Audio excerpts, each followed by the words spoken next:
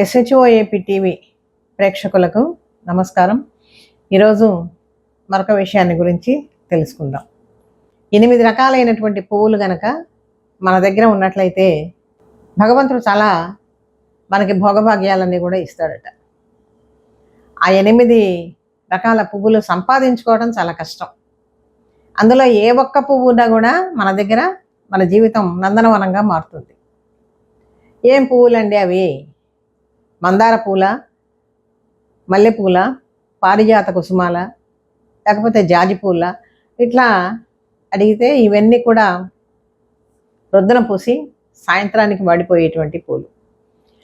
కానీ నేను చెప్పబోయేటువంటి పూలు మాత్రం ఎప్పటికీ వాడిపోవు, మన దగ్గర ఉండాలి. అవి ఏమిటి అంటే ఒక్కసారి నేను చదువుతాను, ఈ శ్లోకం అర్థం చేసుకోండి.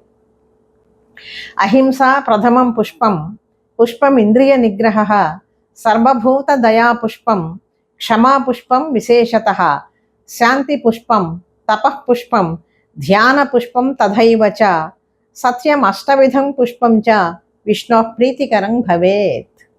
అష్టవిధం పుష్పం చ విష్ణోః ప్రీతికరం భవేత్. విష్ణువు అంటే శ్రీ మహావిష్ణువు అంటే పరమాత్మ చాలా సంతోషపడతాడు. ఆయనకి ప్రీతికరమైనటువంటి పుష్పాలు ఇవి. ఏంటి ఇవి? అహింస మొదటి పువ్వట, పుష్పం ఇంద్రియ నిగ్రహ, ఇది రెండో పువ్వు, అంటే ఇంద్రియాలను నిగ్రహించుకొని ఉండటం. మూడోది సర్వభూత దయా పుష్పం, సర్వభూత దయా పుష్పం, అన్ని ప్రాణుల మీద కూడా దయ కలిగి ఉండటం. 4వ పుష్పం ఏంటి? క్షమా పుష్పం విశేషతః. 5వది శాంతి పుష్పం. 6వది తపః పుష్పం. 7వది ధ్యాన పుష్పం. 8వది సత్యం. ఇవి పువ్వులు ఎందుకయ్యే? వీటిని పువ్వులుగా ఎలా చెప్తారు అంటే, మామూలుగా మనం చూసేటువంటి పూలు, బజార్లో కొనుక్కొచ్చేటువంటి పూలు వాడిపోయేవి అని చెప్పుకున్నాం కదా. ఇవి అలవాటు చేసుకోవలసినటువంటి లక్షణాలని పువ్వుల రూపంలో ఇక్కడ చెప్తూ ఉన్నారు. వీటి పరిమళం అమోఘం, ఎప్పుడు కూడా వాడిపోని మాసిపోనటువంటి గుణాలు. ఈ గుణాలనే ఇక్కడ పువ్వులుగా చెప్తూ ఉన్నారు. ఈ గుణాలు మనం గనక అలవాటు చేసుకున్నట్లయితే భగవంతుడు మన వెంట తిరుగుతాడు. మొదటిది ఏంటండి? అహింస ప్రథమం పుష్పం. అహింస అంటే హింస చెయ్యకుండా ఉండటం. హింస అంటే ఏమిటి అర్థం చేసుకోవాలి? హింస 3 రకాలుగా ఉంటుంది: మనస్సు, వాక్కు, క్రియ. ఏదైనా సరే అండి 3 రకాలుగానే ఉంటుంది. నువ్వు ఏ పని చేసినా 3 రకాలుగా ఉంటుంది. మంచి పని చేస్తే 3 రకాలైనటువంటి ఫలితాలు అనుభవిస్తావు. ఏదైనా దుష్కృత్యం కనుక చేసినట్లయితే 3 రకాలుగాను పాపాన్ని అనుభవిస్తావు. మనసులో హింసాభావం ఉందనుకో, నీకు నచ్చనటువంటి వాడు ఎవడైనా ఉంటే ఎదురుగుండా వచ్చి చంపటం కాదు, మనసులో అనుకున్నా కూడా అది కూడా తప్పే. అందుకని మనసు ముందు ఏ పని చేయాలన్నా కూడా, భౌతికంగా ఫిజికల్గా ఏ పని చేయాలన్నా మనసులో ఒక సంకల్పం అంటూ రావాలి కదా. ఆ మనస్సు సంకల్పం మాట ద్వారా వస్తుంది బయటికి. ఆ తర్వాత క్రియారూపంలో శారీరకంగా చేస్తారు. ఒకడిని దూషించినా, ఒకడిని కొట్టినా, ఒకడిని తిట్టినా, ఒకడిని నరికినా కూడా పాపమే. అందుకని ఏ విధంగా కూడా హింస అనేటువంటిది పనికిరాదు. అహింసతో ఉండాలి అని చెప్తూ ఉన్నారు. సాధ్యమైనంత మేర అహింస లక్షణం అనేటువంటిది మనం అలవాటు చేసుకోవాలి. అంటే ఏదైనా కోపం వస్తే తిట్టకుండా ఎలా ఉంటామండి అనేటువంటి సందేహం రావచ్చు. అప్పుడు నిగ్రహించుకోవడానికి ప్రయత్నం చేయాలండి. మరీ మనల్ని తనటానికో కొట్టడానికో ఎవడైనా వస్తే ఎవడు చేతులు అడ్డం పెట్టకుండా ఉండడు, ఎవడు ప్రతిఘటన చేయకుండా కూడా ఉండడు. మళ్ళీ దాన్నే పదే పదే తలుచుకుంటూ ఉంటే గనక అది హింసే అవుతుంది. తక్షణమా ఆ పని అయిపోయింది, ఇంకా దాన్ని వదిలేసి, వాడు నన్ను కొట్టడానికి వచ్చాడు అని చెప్పి నువ్వు జీవితాంతం గుర్తుపెట్టుకుంటే అది చాలా దోషం. అది మనఃపూర్వకంగా మనస్సుతో జరిగేటువంటి దోషం అన్నమాట. ఎవరైనా గనక నీకు పడని వాడు ఎవడైనా ఉంటే నిన్ను తిట్టినట్లయితే, బ్రతికున్నంత కాలము ఆ రోజు వాడు నన్ను ఇట్లా అన్నాడు, అట్లాగన్నాడు అని చెప్పి మనం బ్రతికినంత కాలము కూడా వాడిని తిట్టుకుంటూ కూర్చుంటే అది హింస కింద రాదా అండి? మానసికమైనటువంటి హింస అవుతుంది అది. అందుకని ఆ క్షణమే దాన్ని వదిలేసేయాలి. అహింస ప్రథమం పుష్పం, పుష్పం ఇంద్రియ నిగ్రహ. ఇంద్రియ నిగ్రహము. ఇంద్రియ నిగ్రహం అంటే ఏంటి? ఇంద్రియాలు, జ్ఞానేంద్రియాలు మనకు 5 ఇచ్చాడు. ఏంటవి? కళ్ళు, నోరు, ముక్కు, చెవులు, చర్మం. ఈ ఐదింటి ద్వారానే మనం జ్ఞానాన్ని సంపాదించుకుంటూ ఉంటాం. ఏ జ్ఞానము? ప్రపంచంలో ఏదైనా ఒక విషయాన్ని చూడాలి అంటే కళ్ళు మనకి ఉపయోగపడతాయి కదా. ఒక విషయం ఏదైనా వినాలి అంటే చెవులు ఉపయోగపడతాయి. దేనైనా వాసన చూడాలి అంటే ముక్కు ఉపయోగపడుతుంది. అలాగే నోరు 2 పనులు చేస్తుంది. నాలుక మాట్లాడుతుంది, ఆహారాన్ని స్వీకరిస్తుంది. ఇంకొకటి చర్మం. వీటితో సాధ్యమైనంత వరకు నిగ్రహించుకోవాలి. ఈ రోజుల్లో సోషల్ మీడియా చాలా చాలా అధికంగా ఉన్నది. ఇన్ని నేరాలు సొసైటీలో ఎందుకు జరుగుతూ ఉన్నాయి అన్నా కూడా దీని ప్రభావం చాలా ఉన్నదండి.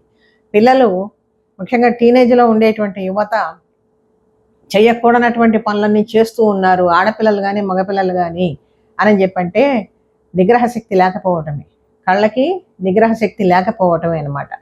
ఇట్లాంటి వాటిని అన్నింటినీ కూడా మనం కంట్రోల్ చేసుకోవాలి. అప్పుడు అరాచకాలు అనేటువంటివి చాలా వరకు తగ్గుతాయి. పిల్లలు చెడు ప్రవర్తనలో ఉన్నారు అంటే తల్లిదండ్రులకి ఎంత బాధ అండి. వాళ్ళు ఏదైనా చేయకూడనటువంటి పనులు చేస్తున్నారంటే చూస్తూ ఉన్నాం కదా, ప్రతిరోజు ఇటువంటి విషయాలు మనం పేపర్లో చూస్తూనే ఉన్నాం. కాబట్టి ఇంద్రియ నిగ్రహము అనేటువంటిది ఎంతగా మనం అలవాటు చేసుకోవాలో దీన్ని బట్టి అర్థం చేసుకోవాలి. నోరు తింటుంది కదా, ఫాస్ట్ ఫుడ్స్ ఎంత ఎక్కువైపోయినాయి, రోగాలు ఎన్ని వస్తూ ఉన్నాయి. 70 ఏళ్ళు వయసు అసలు ఊహించడానికి కూడా ముందు ముఖ్యంగా లేదు. 20-30 సంవత్సరాలకే నానా రకాలైనటువంటి రోగాల బారి పడతా ఉన్నారు. ఎందుకని? ఫుడ్ కంట్రోల్ లేదు అక్కడ. నాలుకని కంట్రోల్ చేసుకోవటల్లా, ఏది కనపడితే అది తింటమే, ఏ వేళ పడితే ఆ వేళ, అర్ధరాత్రి పూటైనా తింటమే కూర్చొని. ఇవన్నీ కూడా నిగ్రహించుకోమని చెప్తుంది. ఇది ఇంద్రియ నిగ్రహం అంటే. అహింస ప్రథమం పుష్పం, పుష్పం ఇంద్రియ నిగ్రహ, సర్వభూత దయా పుష్పం. అన్ని ప్రాణుల పట్ల కూడా దయ కలిగి ఉండు. దయ అంటే వాటిని హింసాభావంతో చూడకుండా ఉంటే చాలు. కనిపించిన ప్రద్దాన్ని నరుక్కుంటూ పోతే ఏమిటి ప్రయోజనం? అలాగని వాటిని తెచ్చి మరి మన ఒళ్ళోనూ కూర్చోబెట్టుకోనక్కర్లా. వాటికి మన ద్వారా ఏమీ హింస జరగకుండా ఉంటే చాలు. ఇప్పుడు బయట జంతువులు తిరుగుతూ ఉంటాయండి, అనవసరంగా కుక్కలు పోతూ ఉంటాయి, వాటి మీద రాళ్ళు వేసి కొట్టామనుకోండి, ఏమవుతుంది? అది మన మీదకే ఎదురు తిరిగి వస్తుంది. అలాగే ఒక ఆవులు పోతూ ఉంటాయి, ఆవుని ఇష్టం వచ్చినట్టు కొట్టామనుకోండి, లేకపోతే తన్నామనుకోండి, పాపం కదా అది. అది నీ మీదకి వచ్చిందా ఏమన్నా? ఇటువంటివి కూడా మానుకోవాలి అని చెప్తూ సర్వభూత దయా పుష్పం, అన్ని ప్రాణుల పట్ల దయ కలిగి ఉండు. ఇంకొకటి క్షమాపుష్పం విశేషత. క్షమ అంటే ఓర్పు. ఓర్పు కలిగి ఉండాలి. దేనికి వెంటనే తిరగబడిపోయి ఎదురు చెప్పి సమాధానాలు ఇటువంటివన్నీ కూడా చేయకూడదు. కుటుంబంలో చాలా చాలా అశాంతికి కారణం అవుతాయి అన్నమాట. పిల్లల్ని కంట్రోల్లో పెట్టుకోవాల్సిందే తల్లిదండ్రులు. డిగ్రీ, ఇంజనీరింగ్, పీజీ పూర్తి చేసి కూడా ఉద్యోగాలు లేకుండా నిరాశగా ఉన్నారా? బ్యాంకు ఉద్యోగాలైతే బాగుంటాయి కానీ పోటీ పరీక్షల శిక్షణా సంస్థల్లో ఫీజు మీకు భారంగా అనిపిస్తుందా? అయితే ఆలస్యం ఎందుకు? మన వెనిగండ్ల ప్రక్కనే ఉన్న కౌండిన్యపురంలోని కౌండిన్య ఐఏఎస్ అకాడమీలో హైదరాబాద్ నుండి అత్యున్నతమైన ఫ్యాకల్టీతో ఆర్థిక భారం మోయలేని వారికి సేవాభావంతో లాభాపేక్ష లేకుండా కేవలం మంచి ఫ్యాకల్టీతో అతి తక్కువ ఫీజుతో నిర్వహించబడుతున్న మన ఐఏఎస్ అకాడమీలో చేరండి, చేర్పించండి, ఉద్యోగం సాధించండి. వివరాలకు doctor EV Narayana, retired principal, TGPS college, Guntur, founder and chairman cum managing trustee, Guntur, Andhra Pradesh. Cell number 9966112933. దండన అనేటువంటిది ఒక్కొక్కసారి తప్పదండి పిల్లలకి. అంటే విదేశాల్లో, వేరే దేశాల్లో కనుక కొడితే చాలా తప్పు. 12 ఏళ్లలో పిల్లల్ని కనుక కొట్టినట్లయితే చాలా నేరం అది. వాళ్ళకి ఆ విధంగా ఉన్నాయి రూల్స్. మన సంస్కృతి ఏం చెప్తుంది అంటే లాలయేత్ పంచవర్షాన్ని, 5 సంవత్సరాల దాకా పిల్లల్ని బుజ్జగించి లాలించవచ్చు. అలాగే దశవర్షాన్ని తాడయేత్, 10 ఏళ్ళు వచ్చినాయి, వాడు మరీ అల్లరి ఎక్కువ చేస్తున్నాడు, అల్లరి చిల్లరగా తిరుగుతున్నాడు, అసలు స్కూల్కి పోవటం లేదు. అటువంటప్పుడు వాడిని కాస్త దండించవచ్చు, కొట్టవచ్చు, కొట్టి దారిలో తెచ్చుకోవచ్చు. ఇక 16 సంవత్సరాలు వచ్చినాయి అనుకోండి, వాడిని స్నేహితుడిలాగా చూడమన్నారు. స్నేహితుడితో ఇష్టం వచ్చినట్టు కొడతారేంటి? కొట్టారు కదా. స్నేహితుడికి ఏ విధంగా చెప్తే బాగుంటుందో ఆ విధంగానే పిల్లలకు కూడా చెప్పి దారిలోకి తెచ్చుకోవాలన్నమాట. ఇది మన సంస్కృతి. ఇప్పుడు దానికి వ్యతిరేకంగా ఉంటుంది స్కూళ్ళల్లో.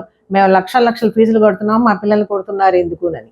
నిజంగా తప్పు చేస్తే వాడిని కొట్టవచ్చు, కానీ అనవసరంగా కొట్టడం కూడా తప్పే అది. ఇక్కడ ఏమంటున్నారు? క్షమాపుష్పం విశేషత, తర్వాత శాంతి పుష్పం, తపఃపుష్పం. మనసుని సాధ్యమైనంతవైనా ప్రశాంతంగా ఉంచుకోవాలి. తపఃపుష్పం. తపఃపుష్పం అంటే ఏంటి? తపస్సు అంటే ఆలోచన. మంచి ఆలోచనలు తెచ్చుకో మనసులోకి. ఏదో చూడకూడనటువంటి విషయాలు, ముఖ్యంగా ఈ సినిమాల ప్రభావం కూడా చాలా ఉంటా ఉంది యూత్ మీద. ఇది నేను చెప్తున్నాను, చెప్పడానికి ఏమీ సంకోచం లేదు. వీటి నుంచి కాస్త బయటపడాలి. వాళ్ళు స్క్రీన్ మీద మాత్రమే హీరోస్. నిజంగా జీవితాలు త్యాగం చేసినటువంటి మహనీయులు మనకి ఎంతోమంది ఉన్నారండి. అట్లాంటి వాళ్ళని హీరోస్గా మనం అనుకోవాలి. వాళ్ళ జీవితాలు మనకి ఇన్స్పిరేషన్ రావాలి. ఎన్నెన్ని పుస్తకాలు, ఎన్నెన్ని గ్రంథాలు, ఎంతమంది మహనీయులు ఈ దేశంలో ఉద్భవించారు. అవి మనం చదువుకొని మన జీవితాన్ని బాగు చేసుకోవాలి. అటువంటి వాళ్ళ మీద ఆలోచన పెట్టుకో. మనం ఏ ఆలోచనతో ఉంటే జీవితంలో పైకి వస్తామో దాన్ని మనం చింతిస్తూ ఆ లక్ష్యాన్ని చేరుకోవటానికి మార్గాన్ని అన్వేషిస్తూ ఉండాలి. నిరంతరం పరిశ్రమ చేయాలి. ఇది తపఃపుష్పం అంటే. తపఃపుష్పం తర్వాత ధ్యాన పుష్పం తథైవచ. ధ్యానం, ధీహియానం ధ్యానం. మన మైండ్ని కూడా అదే విధంగా ఉంచుకోవాలి. ఇప్పుడు ధ్యానం అంటే మెడిటేషన్ అని చెప్పి అంటూ ఉన్నారు కదా. అలకల్లోలాలు లేకుండా మనసుని ప్రశాంతంగా ఉంచుకోవటమే ధ్యానం. దీనివల్ల మైండ్ రిలాక్స్ అవుతుంది, మన శరీరం కూడా దానికి సహకరిస్తుంది అన్నమాట. తర్వాత చివరిది సత్యం అష్టవిధం పుష్పంచ. సత్యం మాట్లాడు, నిజం మాట్లాడు. అంటే మనకు సామెత కూడా ఉంది, నిజం నిష్ఠూరంగా ఉంటుంది అని.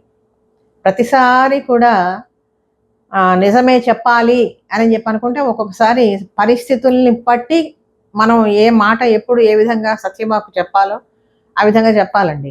మనం నిజమే మాట్లాడాం కదా అని ఆ మాట ఎదుటివాడికి అపకారాన్ని కలిగించకూడదు. ఇప్పుడు బాగా తీవ్రమైనటువంటి గుండె జబ్బుతో ఉండేటువంటి వాడికి చెప్పకూడనటువంటి మాట ఏదైనా చెప్పామనుకోండి, హఠాత్తుగా ఇంకా 4 రోజులు జీవించేవాడు అప్పుడే చచ్చిపోతాడు. అందుకని భూతహితంబుగా పలుకు బొంకును సత్య ఫలంబునిచ్చు తద్భూత భయాస్పదంబగు ప్రభూతపు సత్యము బొంకునట్లా అని చెప్పి నేను భారతంలో అంటారు.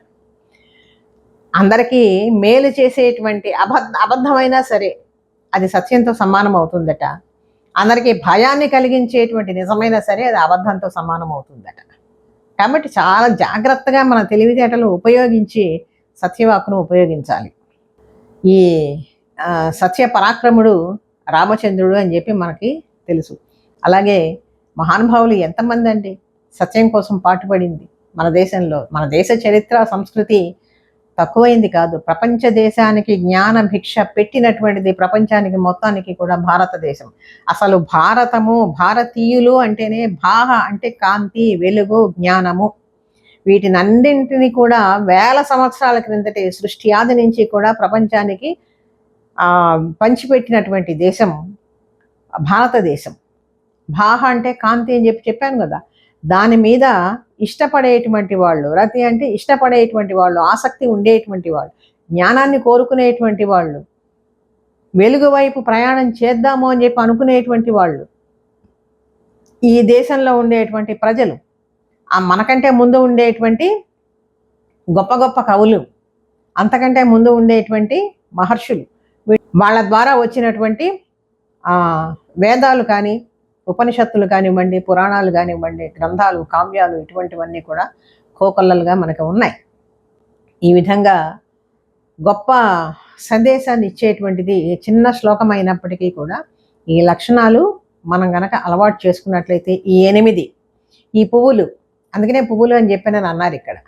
ఈ పువ్వులో ఏ ఒక్క పువ్వు మన దగ్గర ఉన్నా కూడా మన జీవితం చాలా పరిమళ భరితం అవుతుందన్నమాట.